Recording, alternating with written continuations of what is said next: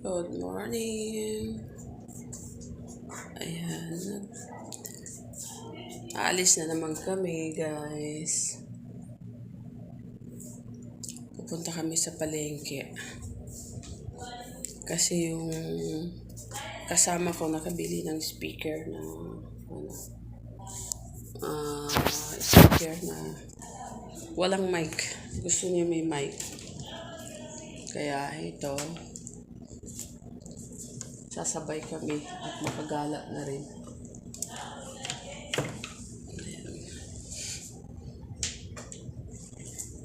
Alas 10 daw kami susunduin ng aming driver. Kaya maaga nagising si Inday. Kaya nag-asikaso ng kalat ng aking mga pusa. Diyos ko Lord. Ang aking mga alaga ay masyadong alagain. Napagod na ako. Balak ko ngayong araw na to ay si Wendy ay dadaling ko sa palengke para doon ko siya pakakawalan. Kasi pag umalis na kami dito sa bahay na to, kawawa yung mga alaga ko. Hindi ko na siya madadala kasi bawal. Kaya balak ko ngayong araw na to dalhin ko yung nanay ni Missy. Kasi buntis siya.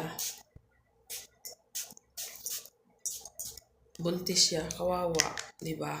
Kasi dito banda sa may amin, wala silang makakalkal na mga pagkain kasi usually yung street ng aming salon ay yung lahat commercial ba, puros mga pagandahan, opisina.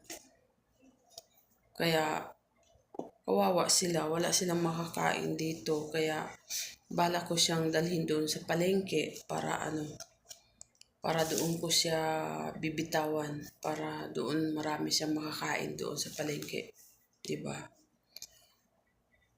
Kakalungkot pero kailangan ko na siyang doon idalhin kasi kawawa siya pag hindi ko na siya maalagaan. Ayan siya, guys. Si Missy ay buntis na. Ayan. Hi, Missy. Ay, Wendy. Ayan. Ayan siya si Wendy. Buntis siya ngayon. Kaya mawawala na ako ng isang alaga.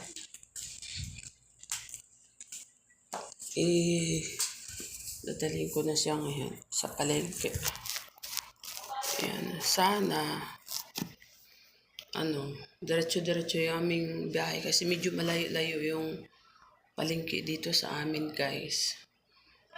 Kaya bala ko siyang balutin ng plastic.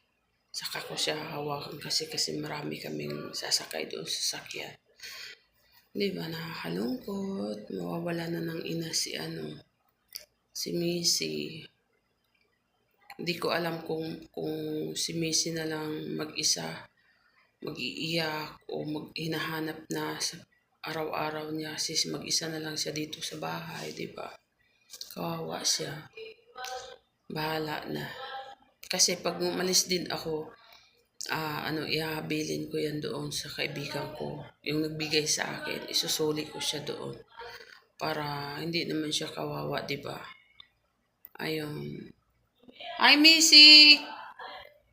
Yan, guys.